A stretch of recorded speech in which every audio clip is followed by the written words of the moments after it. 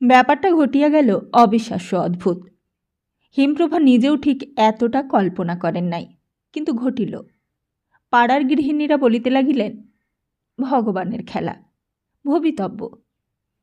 ভট্টাচার্য মহাশয় ভীত চিন্তিত হেমপ্রভাকে আশ্বাস আর অভয় দিয়া বলিলেন, বিধাতার নির্দিষ্ট বিধান, আমরা তো নিমিত্ত মাত্র মা। কিন্তু এতখানি সারালো তত্ত্বকথার ভরসা সত্ত্বেও কোনো ভরসায় খুঁজিয়া পান না হেমপ্রভা। ছেলেকে গিয়া মুখ দেখাইবেন কোন মুখে? আর শুধুই কি ছেলে, তার ওপরওয়ালা? মনীন্দ্র যদিও বা কোনোদিনও মাকে ক্ষমা করিতে পারে, চিত্রলেখা কি কখনো শাশুড়িকে ক্ষমা করিবে? নমস্কার, আমরা শুনছি আশাপূর্ণা দেবীর লেখা উপন্যাস অগ্নি পরীক্ষার প্রথম পর্বটি। আসুন শুনে নিই আজকের পর্বটি।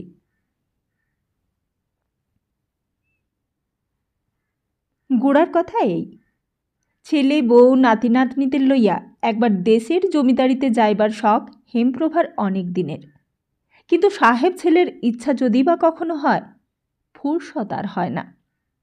এবং সাহেব স্বামীর যোগ্য সহধর্মিণী চিত্রলেখার ইচ্ছা আর ফুরসত কোনোটাই হইয়া ওঠে না।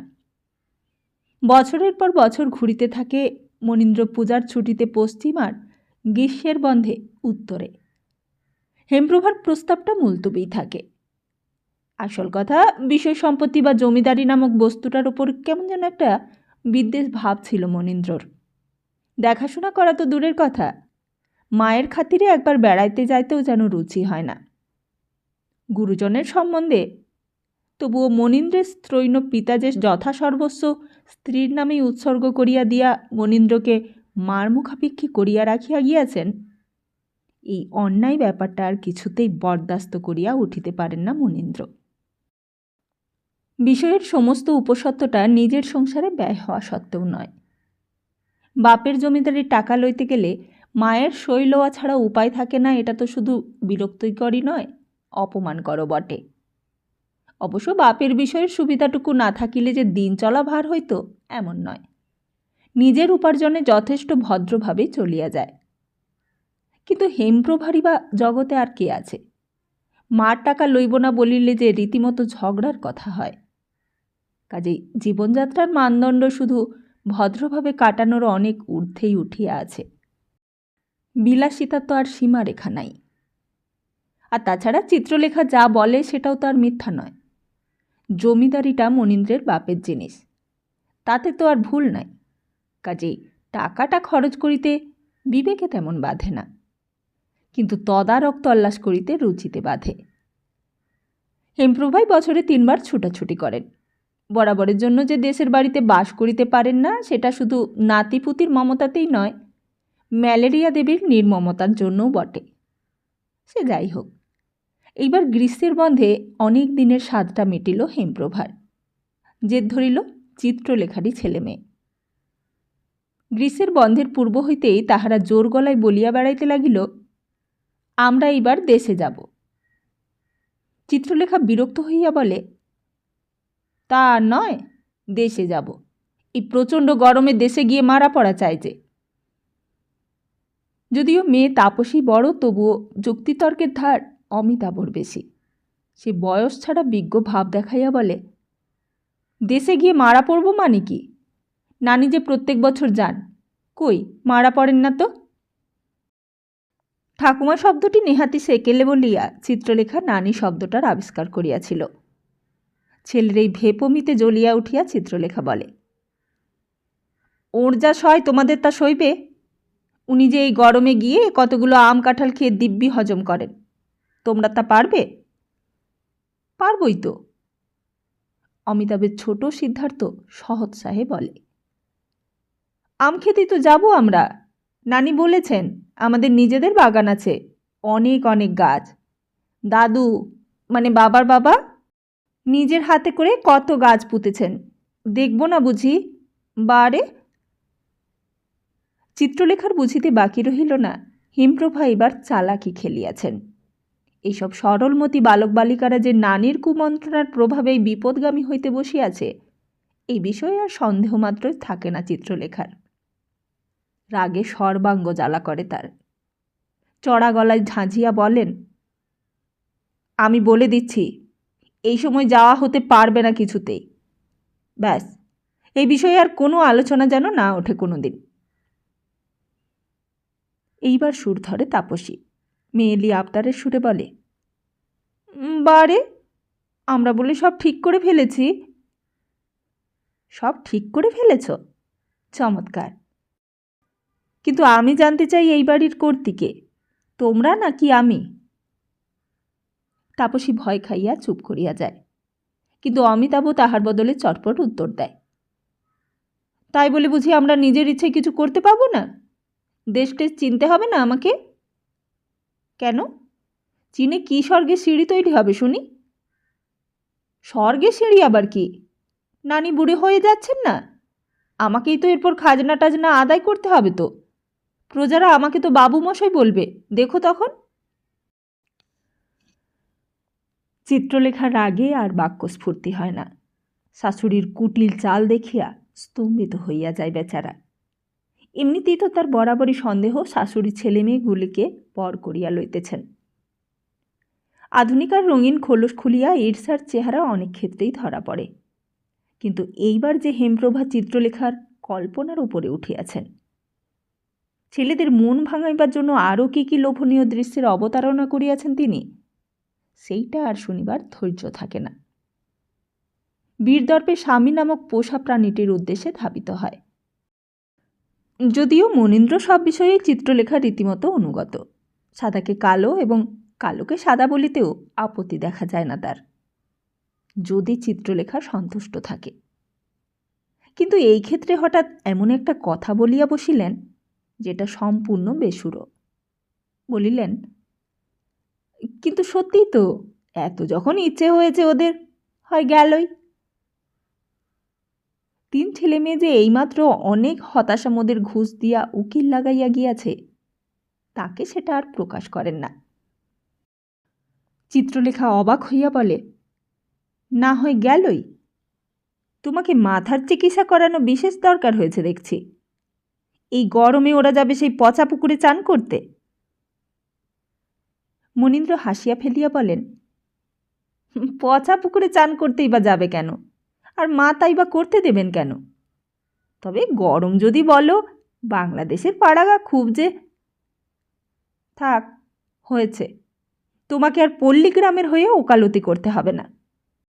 কিন্তু হঠাৎ তোমার ছেলে মেয়েদের এত দেশপ্রেম উতলে উঠল কেন, সেই খোঁজ রেখেছ? মনীন্দ্র উড়াইয়া দিবার ভঙ্গিতে বলিলেন, ছেলে মানুষের আবার কারণ অকারণ, মার মুখে গল্প টল্প শুনে থাকবে হয়তো। থাক, যথেষ্ট হয়েছে, তুমি আর বালক সেজো না।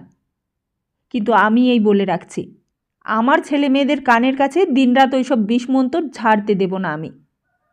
ছেলেরা আজকাল আমাকে গ্রাহ্য করে না তা জানো? ওটা এই বংশের ধারা, বুঝলে? এই বলিয়া মনীন্দ্র হাসিতে থাকেন। আর এই রকম ইঙ্গিতপূর্ণ কথায় কার না গা জ্বালা করে। চিত্রলেখা বিরক্তভাবে বলে, তোমাদের বংশের ধারা শোনবার মতো সময় আমার নেই, কিন্তু জেনো, ছেলে মেয়েদের অসুখ করলে সেই দায়িত্ব তোমার আর তোমার অপরিণামদর্শী মার। ছি ছি, অসুখ করবে কেন? না, অসুখ করবে কেন? চিত্রলেখা বিদ্রূপ হাসে মুখ বাঁকাইয়া বলে, বাগানের আম খেয়ে মোটা হয়ে আসবে। আমের কথাই যদি বললে। মনীন্দ্র হাসিতে হাসিতে বলেন, ও ছেলেবেলায় আমিও খুব। ও, তুমি বুঝি আবার ওইসব পোয়ামো পছন্দ করো না? তবে সত্যি, এই সময় মোটা হয়ে যেতাম। তা বেশ তো, তুমিই বা আর বাকি থাকো কেন? যাও না, অমন দাওয়ায় রয়েইছে যখন, আমাকে সেজো কাকার কাছে মুসুরি পাঠিয়ে দিয়ে চলে যেও। টনিকের বদলে আম কাঁঠাল মন্দ কি? মনীন্দ্র সন্ধির সুরে বলেন, এটা তোমার রাগের কথা, কিন্তু একবার সকলে মিলে দেশে গেলেই বা মন্দ কি চিত্রা? সত্যি বলতে কি, ছেলে মেয়েদের উৎসাহের বাতাসে মনের মধ্যে কোথাও একটু স্নিগ্ধ সুর বাজিতেছিল, মায়ের জন্য একটু সহানুভূতি। কিন্তু চিত্রলেখা কি ধারে এই সুরের? সকলে মিলে মেন্টাল হসপিটালে গেলেই বা মন্দ কি। এই বলিয়া বিদ্রুপ হাস্যে মুখ ঘুরাইয়া উঠিয়া যায় চিত্রলেখা। মনীন্দ্র নিঃসন্দেহ হন, মৌসুরী তাহাকে যাইতে হইবে। চিত্রলেখার পূজনীয় সেজ কাকার আশ্রয়ে না হোক, কাছাকাছি, কারণ চিত্রলেখার বাপের বাড়িতে এই সেজ কাকাটির কাছে আর সকলেই নিষ্প্রভ। তাই জ্যোতি যদি বিকীর্ণ করিতেই হয়, তবে সেজ কাকিমার চোখের ওপর করিতে পারাটাই চিত্রলেখার পক্ষে চরম সুখ। ছেলেমেয়েদের জন্য একটু মন কেমন করে মনীন্দ্রর। এত উৎসাহে জল ঢালিয়া দিবেন। আর তাছাড়া ছুটিতে বেড়াইতে গিয়া সেজ কাকাদের বাড়ির আওতায় থাকা, ওই সেইবার দার্জিলিং গিয়া কি বিড়ম্বনা। উঠিতে বসিতে মায়ের কাছে সেজ কাকার বাড়ির আদর্শের খোটা খাইতে খাইতে আধখানা রোগা হইয়া গেল ছেলে মেয়েগুলো। মায়ের সেই খুঁড়তুতো ভাই বোনদের মতো কায়মনোবাক্যে সভ্য হইবার যোগ্যতা তাদের কই। ওপরের খোলসটা খুলিয়া ফেলিলেই তো আসল চেহারাটা বাহির হইয়া পড়ে যে। সেজ কাকাদের চাইতে হেমপ্রভার সঙ্গে যার অধিক মিল। শাশুড়ির ওপর এত বিষদৃষ্টি চিত্রলেখার কি আর সাধে? ছেলে মেয়েদের মনের মতো করিয়া মানুষ করিবার সাধ যে মিটিল না, তাহা কি হেমপ্রভার জন্যই নয়? কুসংস্কার আর কুদৃষ্টান্তের পাহাড় হইয়া বসিয়া আছেন চিত্রলেখার স্বচ্ছন্দ জীবনযাত্রার পথ জুড়িয়া। আর স্বাস্থ্যটাও হেমপ্রভার আবার এমনই অটুট যে দূর ভবিষ্যতেও কোনো আলোক রেখাই খুঁজিয়া পায় না চিত্রলেখা। বরং নিজেরই তার 12 মাসের 2 বেলা টনিক না খাইলে চলে না। নিতান্তই অর্থনৈতিক কারণেই সহিয়া থাকা, তা নয়তো বিধবা মানুষের পক্ষে কাশীর মতো উপযুক্ত স্থান আর কোথায়। মনে পড়িলেই স্ত্রৈণ শ্বশুরের ওপর মন বিরক্তিতে ভরিয়া যায় চিত্রলেখার। তা শেষ পর্যন্ত কিন্তু ছেলে মেয়েদের জেদি বজায় থাকিল। অবশ্য চিত্রলেখা মৌসুরী চলিয়া গেল। বাধ্য হইয়া মনীন্দ্রকেও যাইতে হইল। না যাইলে যে কি হইতে পারে সে কথা ভাবিবার সাহস মনীন্দ্রর নাই। শুধু মাকে ও ছেলে মেয়েদের পাঠাইয়া দিবার জন্য কয়েকটা দিন পরে গেলেন। চিত্রলেখার ছেলেমেয়েরা মাকে কতটা ভয় করে আর কতটা ভালোবাসে সে বিচার করা সহজ নয়। তবে আপাতত দেখা গেল মায়ের অনুপস্থিতিটা তাদের কাছে প্রায় উৎসবেরই মতো। নিজেদের ট্রাঙ্ক সুটকেস গুছাইয়া লওয়ার মধ্যে যে এত আমোদ আছে, এ কথা কি আগে জানা ছিল? চিত্রলেখা হয়তো অতটা না চটিলে এদিকটা তদারক করিয়াই যাইত, কিন্তু রাগ অভিমানের একটা বাহ্যিক প্রকাশ চাইত। তাপসী বড়, অতএব ম্যানেজমেন্টের দায়টা তারই। সে ভাইদের পোশাক পরিচ্ছদের বহুবিধ ব্যবস্থা এবং অনেক উপদেশ বর্ষণান্তে পিতার কাছে আসিয়া একটা অদ্ভুত আবদার করিয়া বসিল। মনীন্দ্রের পিতার আমলে একটা পুরনো দেরাজ, যেটা জাতিচ্যুত অবস্থায় ভাড়ার ঘরে ঠাঁই পাইয়াছে, তার চাবিটা চাই তাপসীর। মনীন্দ্র অবাক হইয়া বলেন, কেন বলো তো? ওর চাবি নিয়ে কি করবে তুমি? চালটা লুকিয়ে রেখে যাবে নাকি? যা গিন্নি হয়ে উঠেছ দেখছি। তাপসী হাসিয়া বাপের পিঠে মুখ গুজিয়া বলে, তাই বই কি, বাহ, শাড়ি নেব। শাড়ি? হ্যাঁ বাবা, ওর মধ্যে মার ছেলেবেলার অনেক সুন্দর সুন্দর শাড়ি আছে, লাল, সবুজ, কত কি। সে থাকতে পারে, কিন্তু তুমি নিয়ে কি করবে? কাউকে দিতে চাও? ইস, কাউকে দেব কেন? আমি পরব। তুই শাড়ি পরবি? বিষয় হতবাক মনীন্দ্র শুধু ওইটুকুই বলিতে পারেন। পরলে কি হয়? বারে, দেশে তো আমার বয়সের মেয়েরা শাড়ি পরে, পরে না? নানি বলেছেন এত বড় মেয়ে শাড়ি পরলেই মানায়। 12 বছরের মেয়ের মুখে এই হেন পাকা কথা শুনিয়া মনীন্দ্রের ভারী বিরক্তি লাগে। গম্ভীর স্বরে বলেন, তাপসী। তাপসী ভয় পাইয়া চুপ করিয়া থাকে। শোনো, ওসব পাকামো ছেড়ে দাও। খবরদার যেন এরকম কথা শুনতে না পাই। জানো, তোমাদের মা তোমাদের উপর রাগ করে চলে গেছেন, আর তোমরা এমন সব কাজ করতে চাও যা তিনি মোটেই পছন্দ করেন না। ব্যাস, আর কিছুই বলিতে হয় না। বড় বড় 2 চোখের কোল বাহিয়া যেই জলের ফোঁটাগুলো ঝরিতে থাকে সেগুলি নেহাত ছোট নয়। চিরদিনের অভিমানী মেয়ে। চিত্রলেখা তো এই জন্যই আরও মেয়েটিকে দেখিতে পারে না, একটি মাত্র মেয়ে হইলেও নয়। মেয়ে কোথায় চালাক চতুর স্মার্ট হইবে, শিশুর মতো ছোটাছুটি করিবে, খেলা করিতে আসিয়া মা বাপের গলা ধরিয়া ঝুলিয়া আদর কাড়াইবেন কলস্বরে কথা কহিবে, তা নয়। কেমন যেন যুবধুবু সেকেলে সেকেলে ভাব। শিক্ষা দিতে যাও, কাঁদিয়া ভাসাইয়া দিবে। এইবার অপ্রস্তুত হইবার পালা মনির। চোখের জল বরদাস্ত করা তার কর্ম নয়। চিত্রলেখার অঞ্চল প্রান্তে নিজেকে নিঃসত্ত্ব হইয়া সঁপিয়া দেবার মূল কারণও হয়তো ওই। গম্ভীর ভাবটা পাল্টাইয়া তাড়াতাড়ি হালকা সুরে বলেন, এই দেখো, একদম নেহাত বোকা। নে বাপু, যত পারি শাড়ি নে, দুটো চারটে একসঙ্গে যত পারো শাড়ি নিয়ে জগদম্বা ঠাকুরন হয়ে বসে থাকো গে যা। কিন্তু চাবি টাবি আমি চিনি না তো।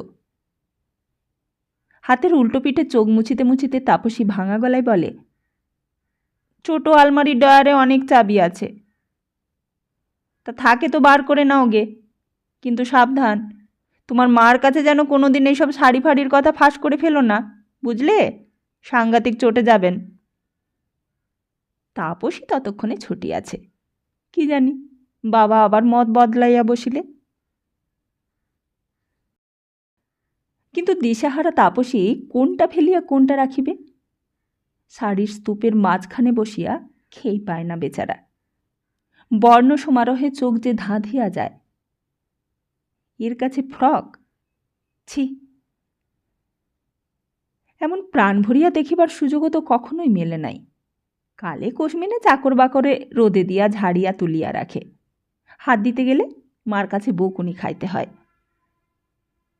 তাই এত শাড়ি চিত্রলেখা পড়িল কখন? কে জানে, হয়তো সবগুলো পরাও হয় নাই, হয়তোবা কোনোখানা একবার মাত্র অঙ্গে উঠিয়াছে। সঞ্চয়ের নেশায় শুধু যথেচ্ছ জমা করিয়াছে বসিয়া বসিয়া।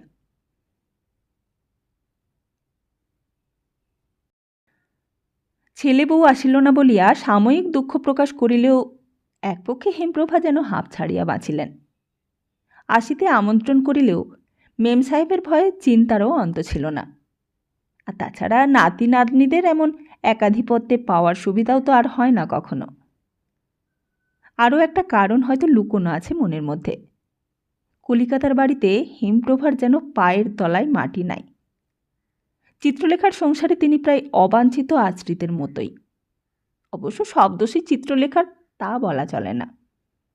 হেমপ্রভার শান্তিপ্রিয় ভীরু স্বভাবেরও দোষ আছে কতকটা। নিজের অর্থ সামর্থ্যের জোরে রীতিমতো দাপটের সঙ্গেই থাকিতে পারিতেন তিনি।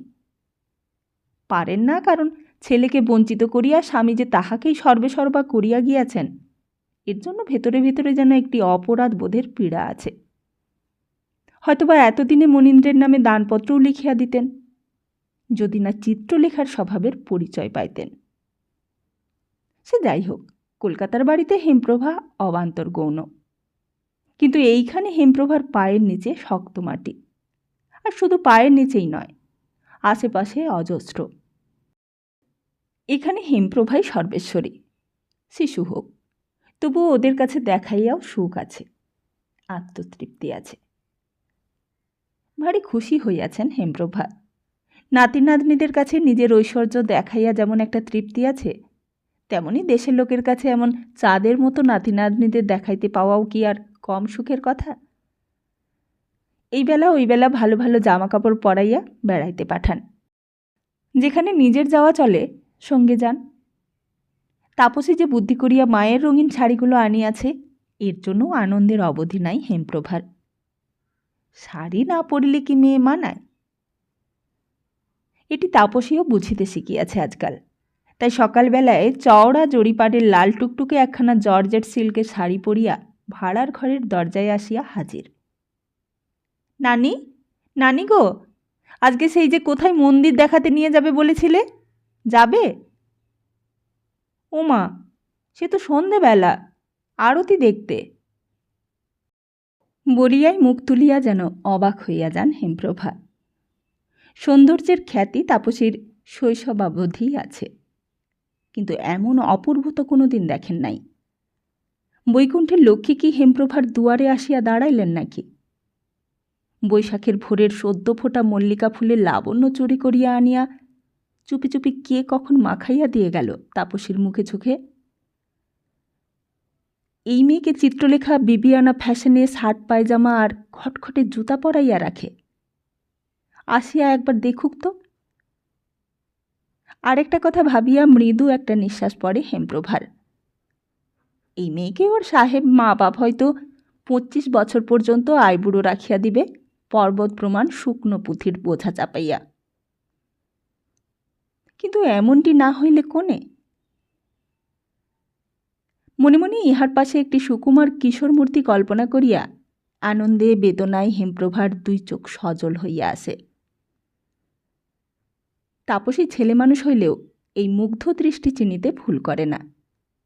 তার লজ্জা ঢাকিতে আরও ছেলে মানুষী সুরে বলিয়া ওঠে, সন্ধেবেলা আবার যাব নানি, এখন চলো। আমি এত কষ্ট করে সাজলাম, এত বড় শাড়িটা কি করে পরেছি বলো তো নানি? বাবা, ভেতরে এতটা পাট করে নিয়েছি, ঠিক হয়েছে না? খুব ঠিক হয়েছে, হেমপ্রভা দুষ্টু হাসি হাসিয়া বলেন। আমি হাঁ করে চেয়ে আছি, এরপরে দেখছি নাচ জামাই আমার দণ্ডে দণ্ডে মূর্ছা যাবে। সভ্য বধূমাতার অসাক্ষাতে এরকম 2-একটা সভ্যতা বহির্ভূত পরিচিত পরিহাস করিতে পাইয়া বাঁচেন হেমপ্রভা। তাপসীও অবশ্য বকিতে ছাড়ে না। যাও, ভারী অসভ্য, এই বলিয়া পিতামহীর আরও কাছে সরিয়া আসিয়া দাঁড়ায়। হেমপ্রভা নাতনির চিবুক তুলিয়া ধরিয়া আদরের সুরে বলেন, তুই তো বললি যাও, কিন্তু আমি শুধু তাকিয়ে দেখি আমার এই রাধিকা ঠাকুরনটির জন্য গোকুলে বসে কোন কালাচাঁদ তপস্যা করছে। ইস, কালাচাঁদ বই কি! এই বলিয়া ছুটিয়া পালায় তাপসী। হেমপ্রভা স্নেহমুগ্ধ দৃষ্টি মেলিয়া চাহিয়া থাকেন। বৌমা মেয়েটিকে যত খুকি বানাইয়া রাখিতে চান তত খুকি তাই বলিয়া নাই। এই তো ঠাট্টাটি তো দিব্যি বুঝিয়াছে, উত্তর দিতেও পিছপা নয়। আর না বুঝিবেই বা কেন? অমন বয়সে যে হেমপ্রভার 2 বছর বিবাহ হইয়া গিয়াছে। সুদূর অতীতের বিস্মৃতপ্রায় স্মৃতির ভাণ্ডার হইতে 2-একটা কথা স্মরণ করিয়া কৌতুকের আভায় পৌড়া হেমপ্রভার নিরস মুখ সরস দেখায়। নানি, নানি, দিদিটার কাণ্ড দেখেছ? মিলিটারি ধরনের খাকি স্যুট পরিয়া বীরত্বব্যঞ্জক ভঙ্গিতে আসিয়া দাঁড়ায় অমিতাভ। অমিতাভর উচিত ছিল তাপসী দাদা হইয়া জন্মানো, কিন্তু দৈবক্রমে বছরখানিক পরে জন্মানোর খেসারতস্বরূপ বাধ্য হইয়াই তাপসীকে দিদি বলিতে হয় বটে, কিন্তু ওই পর্যন্তই। আর সব বিষয়ে এই ছিচকাঁদুনে মেয়েটাকে নিতান্তই অপগণ্ডের সামিলই মনে করে সে। হেমপ্রভা হাসিয়া বলেন, কি কাণ্ড গোমশায়! এই দেখো না, সকালবেলা কনে বউয়ের মতো সেজে বসে আছে। লাল শাড়ি আবার মানুষে পরে। মাকে কিন্তু আমি বলে দেব নানি, বুঝলে? দিদিটার খালি মেয়েলিপনা, আর ওই রকম গিন্নি বুড়ির মতো জবরজং হওয়াটাই কি ভালো নাকি? জানো নানি, মালি এত ফুল আর মালা দিয়ে গেছে, সেইগুলো দিদি এখন পড়ছে বসে বসে। রাম রাম, রাম রাম বই কি! আসল কথা, দিদিকে স্বর্গের পরীর মতন দেখাচ্ছে বলে তোর হিংসে হচ্ছে, বুঝেছি। তা কথাটা একেবারে মিথ্যেও নয়। হিংসে না হোক, কিছুটা অস্বস্তি হয় বই কি অমিতাভর। খাটো ফ্রক পরা অথবা ঢিলে পায়জামা শার্ট পরা দিদি তার নিতান্তই নাগালের জিনিস। যে দিদি টফি চকলেটের ভাগ লইয়া খুনসুরি করে, শব্দ প্রতিযোগিতার প্রতিশব্দ লইয়া তর্কাতর্কি করে, পড়ার জায়গায় গোলমাল করার ছুতা ধরিয়া ঝগড়া করে, সেই দিদির তবু মানে আছে। কিন্তু শাড়ি গহনা পরা, চুলের ফুলে মালা লাগানো দিদিটা যেন নিহাতি অর্থহীন। ওর মুখে যে নতুন রং, সেটাও অমিতাভের অচেনা। তাই উঠিতে বসিতে শাড়ি গহনার খোঁটায় অস্থির করিয়া তোলে তাপসীকে। গহনাগুলো অবশ্য পিতামহীর, তবে হেমপ্রভা চিরদিনই রোগা পাতলা মানুষ, আর তাপসী লাবণ্যে ঢলঢল বাড়ন্ত মেয়ে, তাই গায়ে মানাইয়াও যায়। বাক্স খুলিয়া সব কিছু বাহির করিয়া দিয়াছেন হেমপ্রভা। দীর্ঘদিনের অবরোধ ভাঙিয়া অলঙ্কারগুলো যেন মুক্তি পাইয়া বাঁচিয়াছে। এই মুক্তার সেলি আর জড়োয়ার নেকলেস, সোনার বাজুবন্ধ আর হীরার কঙ্কন, এদের ভেতরে কি লুকানো ছিল প্রাণের ছাড়া? হেমপ্রভার সোহাগ মঞ্জরিত যৌবন দিনের স্পর্শ মাখানো ছিল ওদের গায়ে। তারই ছোঁয়াচ লাগিয়াছে তাপসীর ঘুমন্ত মনে। আগেকার দিনে মেয়েদের সম্মান ছিল না, এটা কি যথার্থ? মানিনী প্রিয়াকে অলঙ্কারের উপঢৌকনে তুষ্ট করিয়া পুরুষ যেন ধন্য হইত। সে কি নারীর অসম্মান? পুরুষের প্রেমের নিদর্শন বাহিয়া আনিত যে আভরণ, সে কি শৃঙ্খল? আজকের মেয়েরা অলঙ্কার আভরণ আদায় করে কলহ করিয়া। ছি! অমিতাভ আরেকটু সানানো গলায় বলে, চুপ করে গেলে যে নানি, ভাবছ কি? ভাবছি তোর দিদি যখন কোণে বউ সেজেই বসে আছে তখন দিদির একটা বরের দরকার, তাই তো? ছি ছি, সেম সেম।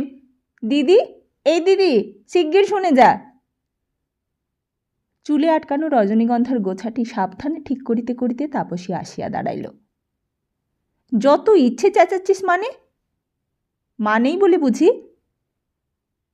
তাই তো, আর নিজে মা নেই বলে যে যত ইচ্ছে সাজছিস, দেখিস বলে দেব মাকে। ভেতরে ভেতরে সেই আতঙ্ক থাকিলেও তাপসী মুখে সাহস প্রকাশ করিয়া বলে, বেশ, বলে দিস। কি বলবি শুনি? মেয়েরা যেন শাড়ি পরে না, গয়না পরে না। তোর মতো তা বলে কেউ ফুলের গয়না পরে না। অভিমানী তাপসী বেলফুলের মালাগাছাটি গলা হইতে খুলিয়া ফেলিতে উদ্যত হইতে হেমপ্রভা ধরিয়া ফেলেন। দূর পাগলি মেয়ে, ওর কথায় আবার রাগ? বেশ দেখাচ্ছে। চলো এই বেলায় যাই বল্লভজির মন্দিরে। বসে কি পূর্ণিমা, আজ সারাদিনই গোবিন্দ দর্শনের দিন। কই সিধু কই? ও তো এখনও প্যান্টে বোতাম লাগাচ্ছে। বুঝলে নানি, মোটেও পারে না ও। কি মজা করে জানো, ভুল ভুল করে বোতাম লাগায় আর টানাটানি করে ঘেমে ওঠে। তা ওদের সব চাকর বাকরে পরিয়ে দেওয়া অভ্যেস, তা তুই পরিয়ে দিলি না কেন? আমাকে গায়ে হাত দিতে দিলে তো। আবার বলে কি না, সর্দারি করতে আসিস না দিদি। অভির শুনে শুনে শিখেছে, বুঝলে? নিজে এদিকে মস্ত সর্দার হয়ে উঠেছেন বাবু। এই বলিয়া হাসিতে থাকে তাপসী। হেমপ্রভা ডাক দেন, সিধু বাবু, আপনার হলো? আসুন শিগগির, আর বেলা হলে রোদ উঠে যাবে, গরম হবে। তিন নাতি নাতনিকে লইয়া বল্লভজির মন্দিরের উদ্দেশ্যে রওনা হন হেমপ্রভা। কলিকাতায় ভালো মডেলের দামি গাড়ি থাকিলেও এইখানে হেমপ্রভার বাহন একটি পক্ষীরাজ সম্বলিত পালকি গাড়ি। কর্তার আমলে জুড়ি গাড়ি ছিল, এখন প্রয়োজনও হয় না, পোষায়ও না। বল্লভজির মন্দির নতুন। পাশের গ্রামের জমিদার কান্তি মুখুজ্জের প্রতিষ্ঠিত নতুন বিগ্রহ রায়বল্লভের মন্দির। কান্তি মুখুজ্জের পয়সা শুধু জমিদারিতেই নয়, সেটা প্রায় গৌণ ব্যাপার। আসল পয়সা তার কুলিয়ারের। দেশের লোকে বলে, টাকার গদি পাতিয়া শুইবার মতো টাকা নাকি আছে কান্তি মুখুজ্জের। কান্তি মুখুজ্জে নিজে অবশ্য বৈষ্ণব জনচিত বিনয়ে কথাটা হাসিয়া উড়াইয়া দেন, কিন্তু সদ্যয়ের মাত্রাটা বাড়াইয়াই চলেন। হেমপ্রভা বাহিনী মন্দিরের কাছে আসিয়া দেখেন সমারোহের ব্যাপার। শুধু বৈশাখী পূর্ণিমায় নয়, মন্দির প্রতিষ্ঠার সাংবাৎসরিক উৎসব হিসেবেও রীতিমতো ধুম পড়িয়া গিয়াছে। নাট মন্দিরে নহবত বসিয়াছে, কীর্তন মণ্ডপে 24 প্রহর শুরু হইয়াছে। নৈবেদ্যের ঘরে জন তিনেক বর্ষয়সী বিধবা রাশিকৃত ফল ও বটি লইয়া বাগাইয়া বসিয়াছেন। ফল ফুল ধূপধুনার সম্মিলিত সৌরভে বৈশাখের সকালের স্নিগ্ধ বাতাস যেন থরথর করিতেছে। এইসব অভিজ্ঞতা চিত্রলেখার ছেলে মেয়েদের থাকিবার কথা নয়। মুগ্ধ বিস্ময়ে চারিদিকে চাহিতে চাহিতে তাপসী উচ্ছ্বসিত প্রশংসায় চুপি চুপি বলে, কি সুন্দর নানি, রোজ রোজ আসো না কেন এখানে? রোজ কি করে আসবো দিদি, মহাপাপী যে। তা নইলে শেষকালটা তো এইখানেই পড়ে থাকবার কথা আমার। কলকাতায় গিয়ে নানি, নানি! পিছন হইতে সিদ্ধার্থর আনন্দ উচ্ছ্বসিত কণ্ঠ বাজিয়া ওঠে। ওইদিকে ইয়াব বড় একটা কি রয়েছে, দেখবে এসো নানি। একটা বুড়ো ভদ্রলোক বললে রথ। রথ কি হয় নানি? রথে চড়ে ঠাকুর মাসির বাড়ি বেড়াতে যান। কই, তুমি ঠাকুর প্রণাম করলে না? ওই যা, ভুলে গিয়েছি বলিয়া প্রায় মিলিটারি কায়দায় 2 হাত কপালে ঠেকাইয়া সিদ্ধার্থ চঞ্চল স্বরে বলে, বোকার মতো খালি ঠাকুর দেখছিস দাদা? রথটা দেখবি চল না। সত্যিকার ঘোড়ার মতো দুটো ঘোড়া রয়েছে আবার। এরপর আর অমিতাভকে ঠেকানো শক্ত, অগত্যাই হেমপ্রভাকেও যাইতে হয়। তাপসী অবশ্য এইসব শিশুসুলভ উচ্ছ্বাসে যোগ না দেওয়ার সিদ্ধান্তে নিবিষ্টভাবেই ঠাকুরের দিকে চাহিয়া থাকিবার চেষ্টা করিতেছিল। কিন্তু সত্যকার ঘোড়ার আকারে বিশিষ্ট কাঠের ঘোড়ার সংবাদে হৃদয় স্পন্দন সুস্থির রাখা কি আর সহজ কথা? মন্দিরের পেছনে প্রকাণ্ড চত্বরে নানাবিধ মূর্তিধারিণী রাসের সখী ও সুউচ্চ রথখানা পড়িয়া আছে। প্রয়োজনের সময় নতুন করিয়া চাকচিক্য সম্পাদন করিতেই হইবে বলিয়া বোধ হয় সারা বৎসর আর বিশেষ যত্নের প্রয়োজন অনুভব করে না কেউ। ঘুরিয়া ঘুরিয়া দেখিতে দেখিতে এবং এত বড় পুতুল গড়িল কে, রথের সিঁড়িগুলা কোন কাজে লাগে, ঠাকুর নিজেই সিঁড়ি উঠিতে পারেন কি না প্রভৃতি নানাবিধ প্রশ্নের উত্তর দিতে দিতে ক্লান্ত হিমপ্রভা যখন ফিরিতেছেন, তখন সামনেই হঠাৎ একটা গুঞ্জনধ্বনি শোনা গেল, কান্তি মুখুজ্জে, কান্তি মুখুজ্জে। পূজা উপাচার সঙ্গে লইয়া নিজেই মন্দিরে আসিয়াছেন। জমিদার তো বটেই, আর তাছাড়া মন্দিরের প্রতিষ্ঠাতাও। কাজেই কীর্তন আনন্দে বিভোর বৈষ্ণব ভক্তরা হইতে শুরু করিয়া পূজারী, সেবক সেবিকা, সাধারণ দর্শকবৃন্দ পর্যন্ত কিছুটা তস্ত্র হইয়া পড়ে। বরাবর নাম শুনিয়া আসিয়াছেন, কখনো চাক্ষুষ পরিচয় হয় নাই। হেমপ্রভা গায়ের সিল্কের চাদরটা আরও ভালোভাবে জড়াইয়া লইয়া নাতি নাতনিদের পেছনের দিকে সরিয়া যান। কিন্তু ব্যাপারটা ঘটে সম্পূর্ণ অপ্রত্যাশিত। উপাচারবাহক ভৃত্যটাকে চোখের ইঙ্গিতে সরাইয়া দিয়া কান্তি মুখুজ্জে নিজে আগাইয়া আসিয়া বলেন, কি খোকা, চলে যাচ্ছ যে? প্রসাদ নেবে না? উদ্দিষ্ট ব্যক্তি অবশ্য সিদ্ধার্থ। দাদার সামনে প্রতিপত্তি দেখাইবার সুযোগ সে ছাড়ে না। রীতিমতো পরিচিতের ভঙ্গিতে কাছে সরিয়া আসিয়া গম্ভীরভাবে বলে, প্রসাদ আমাদের বাড়িতেও অনেক আছে। এদের সব রথটা দেখিয়ে আনলাম। এই যে আমার দাদা, দিদি আর নানি। আচ্ছা, ওই মিস্ত্রিটা কোথায় থাকে? কান্তি মুখুজ্জে কেমন যেন আত্মহারাভাবে এদের পানে চাহিয়াছিলেন। হঠাৎই এই অবান্তর প্রশ্নে সচেতন হইয়া বলেন, কোন মিস্ত্রিটা বলো তো?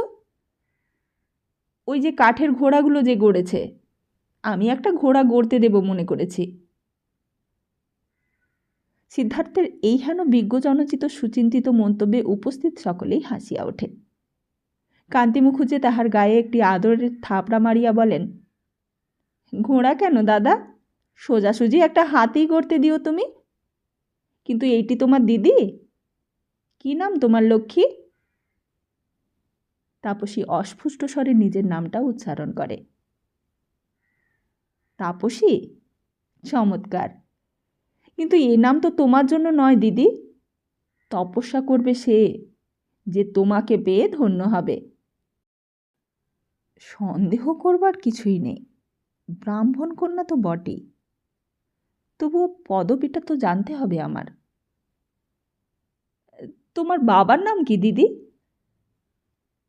লাজুক দিদি উত্তর দিবার আগেই অমিতাভ গম্ভীরভাবে বলে, বাবার নাম এম ব্যানার্জি। দিদি ও ছোট ভাইয়ের মাঝখানে নিজে কেমন গৌণ হইয়া যাইতেছিল বলিয়াই বোধ করি নিজের সম্বন্ধে সকলকে সচেতন করিয়া দিতে উত্তরটা দেয় অমিতাভ। কিন্তু সিদ্ধার্থের কাছে তার পরাজয় অনিবার্য। তীব্র তিরস্কারের ভঙ্গিতে দাদার দিকে চাইয়া সিদ্ধার্থ বলে, আবার ওই রকম বলছিস? নানি কি বলে দিয়েছেন? এখানে কি বলতে হয়? বাবার নাম হচ্ছে শ্রী মনীন্দ্র বন্দ্যোপাধ্যায়, বুঝলেন? বুঝেছি, ঈশ্বরকে অশেষ ধন্যবাদ।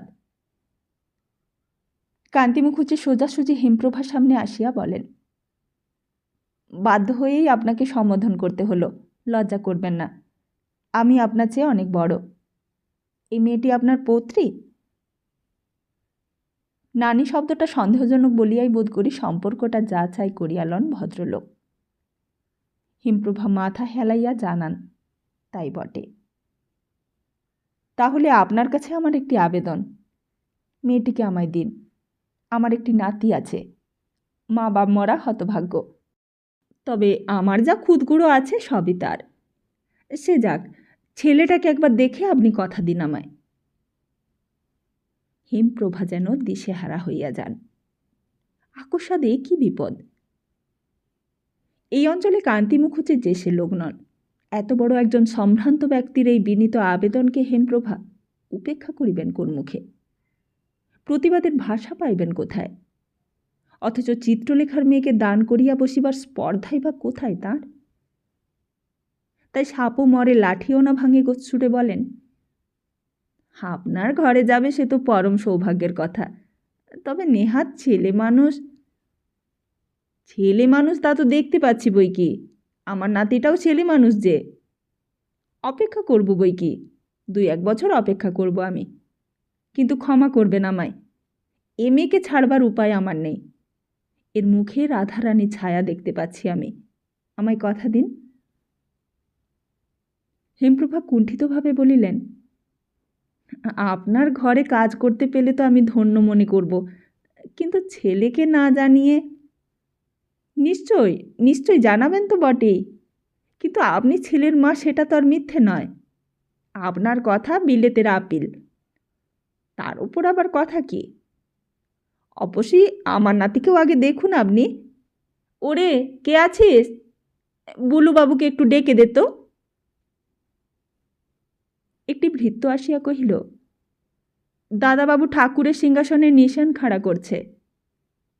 আচ্ছা, একবার আসতে বল, বলবি আমি ডাকছি। হুকুমটা দিয়া কান্তি মুখুজ্জে বোধ করি একবার মনে মনে হাসেন। সুন্দরী নাতনিটির জন্য দ্বিধায় পড়িয়াছেন। রোসো, তোমাকেও আমার মতো ফাঁদে পড়িতে হয় কি না দেখো। হ্যাঁ, তা ফাঁদে পড়িতে হয় বই কি, একেবারে অথই জলে পড়িতে হয় যে। স্বপ্নের কল্পনা যদি প্রত্যক্ষ মূর্তি ধরিয়া সামনে আসিয়া দাঁড়ায়, দিশাহারা হইয়া পড়া ছাড়া আর কি উপায় থাকে? ঠিক এমনই একটি তরুণ সুকুমার কিশোর মূর্তির কল্পনায় করিতেছিলেন নাকি হেমপ্রভা? দেবতা ছলনা করিতে আসিলেন না তো? তা নয় তো এ কি অপূর্ব বেশ! চওড়া জরির আঁচলদার সাদা বেনারসির জোর পড়া, কপালে শ্বেত চন্দনের টিপ, জুতাবিহীন খালি পা দুইখানির সৌন্দর্যই কি কম?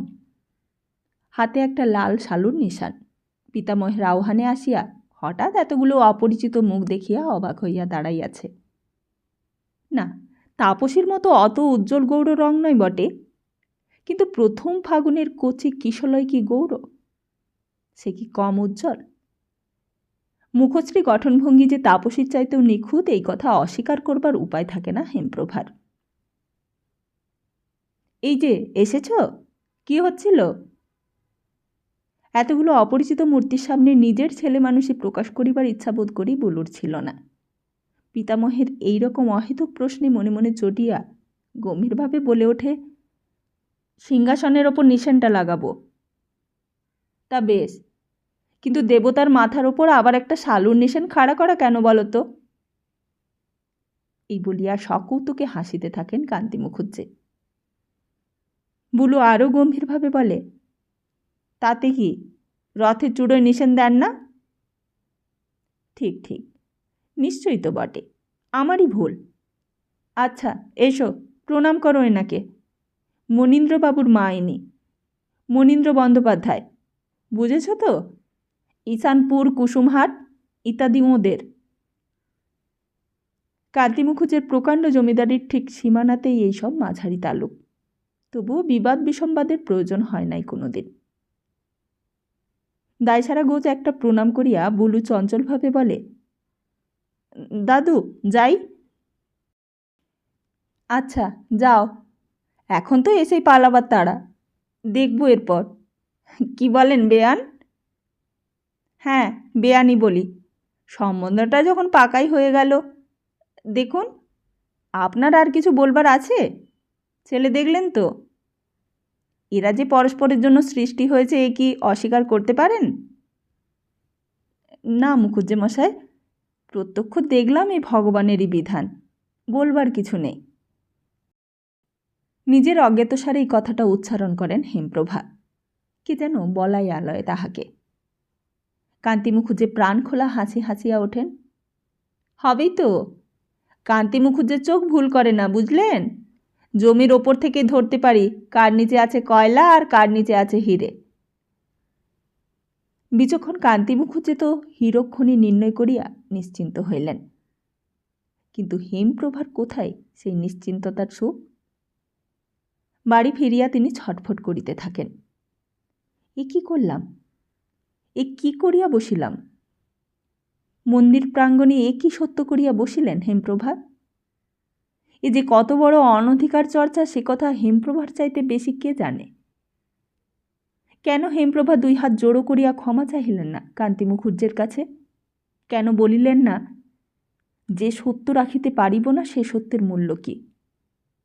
নিজের দৈন্য স্বীকার করিয়া লইলেই তো গোল মিটিয়া যাইত। হেমপ্রভা মুনীন্দ্রের মা, তাই তাহার ওপরওয়ালা। হেমপ্রভার কথা বিলেতের আপিল। হায় রে হায়, হেমপ্রভার জীবনে এই কথাগুলো পরিহাস ছাড়া আর কি। কিন্তু স্পষ্ট করিয়া এই সত্যটুকু প্রকাশ করিবার সাহস কেন হইল না তখন? অহংকার, আত্মমর্যাদার আঘাত লাগিত। কিন্তু তাই কি ঠিক? হেমপ্রভার কি তখন অত ভাবিবার ক্ষমতা ছিল?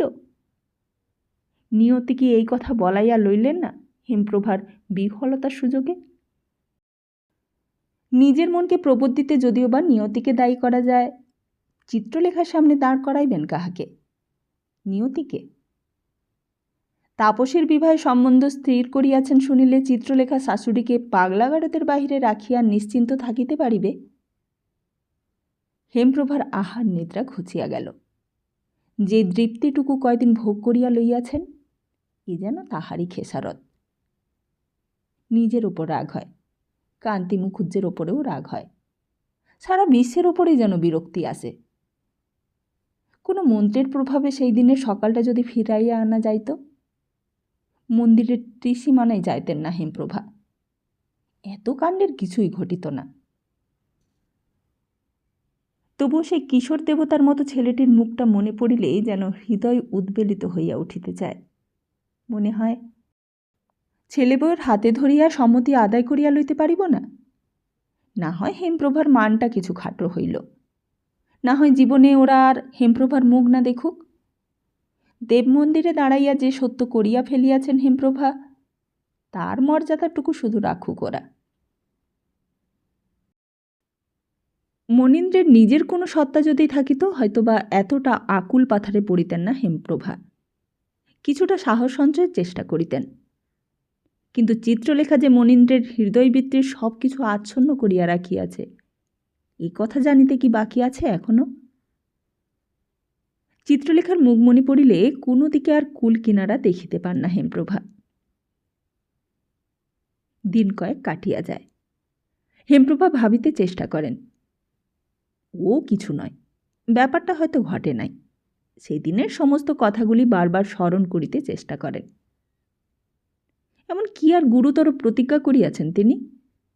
মেয়ে ছেলে থাকিলেই কত জায়গায় সম্বন্ধ হয়। কিন্তু যতই হালকা করিবার চেষ্টা করুন, বিগ্রহের সমীপবর্তী মন্দির প্রাঙ্গণ যেন পাহাড়ের ভার লইয়া বুকে চাপিয়া বসিয়া থাকে। আর তাছাড়া ভুলিয়া থাকিবার জোকই।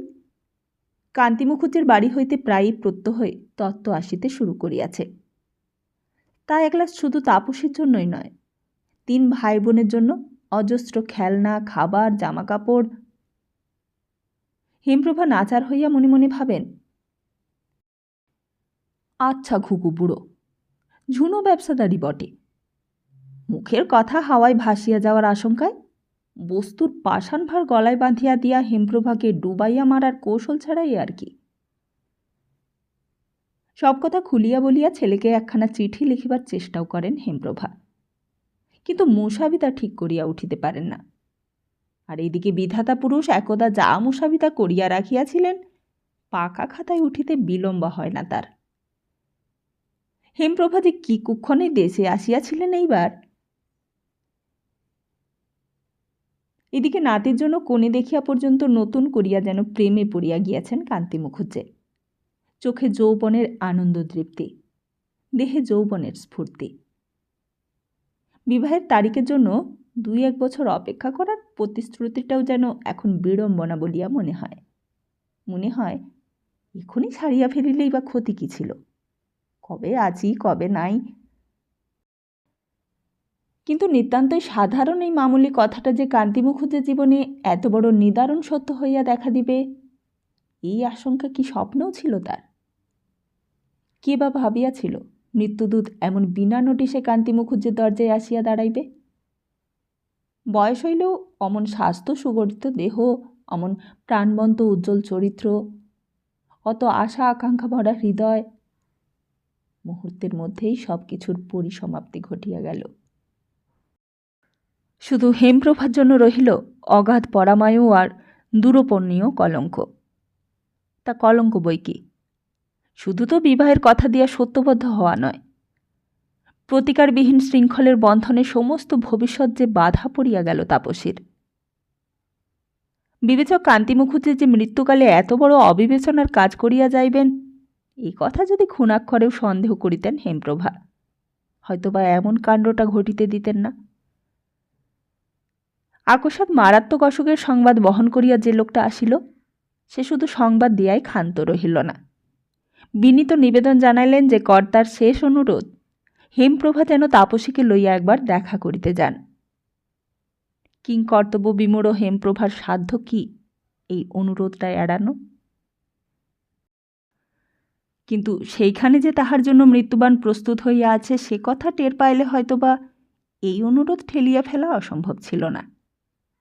কিছুই আশঙ্কা করেন নাই, গিয়া দেখিলেন বিবাহের সমস্ত ব্যবস্থা প্রস্তুত। পুরোহিত ও নাপিত অধীর আগ্রহে অপেক্ষা করিতেছে। কুশল প্রশ্ন ভুলিয়া হেমপ্রভা সেই অর্ধ অচৈতন্য রোগীর কাছে গিয়া প্রায় তীব্র স্বরেই কহিলেন, এ কি কাণ্ড মুখুজ্জে মশাই? কান্তি মুখুজ্জে চোখ খুলিয়া মৃদু হাসির আভাস ঠোঁটে আনিয়া ধীরে ধীরে কহিলেন, ঠিকই হলো বেয়ান, দেখছেন না বিধাতার বিধান। কিন্তু ওর মা বাপ জানতে পর্যন্ত পেলেন না, এ মুখ আমি দেখাবো কি করে তাদের, কি বলে বোঝাবো? অবস্থাটা খুলে বলবেন, বুঝবে বই কি, আপনার ছেলে তো মূর্খ নয়। আর আর মৃত্যু না হইলে নাকি স্বভাব যায় না মানুষের, তাই পরিহাস রসিক কান্তি মুখুজ্জে মৃদু পরিহাসের ভঙ্গিতে বলেন, সব দোষ আমার ঘাড়ে চাপিয়ে দেবেন, ধরে এনে তো আর জেলে দিতে পারবে না আমাকে। অবশ্যই বলবেন তার কাছে ক্ষমা চেয়ে গেছে কান্তি মুখুজ্জে, অসময়ে ডাক এসে গেলে কি করি বলুন। এই কথার আর কি উত্তর দেবেন হেমপ্রভা? কিন্তু মুদিত প্রায় নিষ্প্রভ চোখেও ধরা পড়িল হেমপ্রভার অসহায় হতাশ মুখচ্ছবি। তাই কিছুক্ষণ স্থির থাকিয়া ক্ষীণস্বরে কহিলেন, ভাববেন না, আমি কথা দিচ্ছি ওরা সুখী হবে। আমার বুলু বড় ভালো ছেলে, কিন্তু বড় হতভাগ্য, তাই লক্ষ্মী প্রতিমার সঙ্গে বেঁধে দিলাম ওকে, আর অভিভাবক ঠিক করে দিলাম। আমি চোখ বুঝলে যে ওর পৃথিবী শূন্য বেয়ান। ক্লান্তিতে 2 চোখের পাতা জড়াইয়া আসিল, আর ওইদিকে তখন বিবাহের অনুষ্ঠান শুরু হইয়াছে। ক্রন্দনরতা কনেকে অনেকেই অনেক বুঝাইয়া চুপ করাইয়াছেন, কিন্তু ভিতর হইতে ক্রন্দনোচ্ছ্বাস গলা পর্যন্ত ঠেলিয়া আসিতেছে তাপসীর। সে তো নিজের হিতাহিত ভাবিয়া নয়, চিত্রলেখা জানিতে পারিলে কি হইবে সেই কথা ভাবিয়াই সর্বশরীর হিম হইয়া আসিতেছে তাহার, যেন তাপসী নিজেই কি একটা ভয়ানক অপকর্ম করিয়াছে। কান্তি মুখুজ্জে মারা গেলেন পরদিন সন্ধ্যায়। ফুলশয্যা হইল না, কুসুণ্ডিকার সিঁদুর পরিয়া ঠাকুমার সঙ্গে ফিরিয়া আসিল তাপসী। পাড়ার গৃহিণীরা বলিতে লাগিলেন, ভগবানের খেলা, ভবিতব্য। ভট্টাচার্য টিকি দুলাইয়া আশ্বাস দিলেন, বিধাতার নির্দিষ্ট বিধান, আমরা তো নিমিত্ত মাত্র। কিন্তু হেমপ্রভা কিছুতেই সান্ত্বনা খুঁজিয়া পান না। ছেলে বউকে মুখ দেখাইবেন কোন মুখে? এ উত্তর কে দিবে তাহাকে? কঠিন একটা রোগ কেন হয় না হেমপ্রভার, কান্তি মুখুজ্জের মতো? হায় হায়, এত ভাগ্য হেমপ্রভার হইবে? অথচ এ এমন একটা ব্যাপার যে লুকাইয়া রাখারও উপায় নাই, চাপিয়া ফেলারও জো নাই।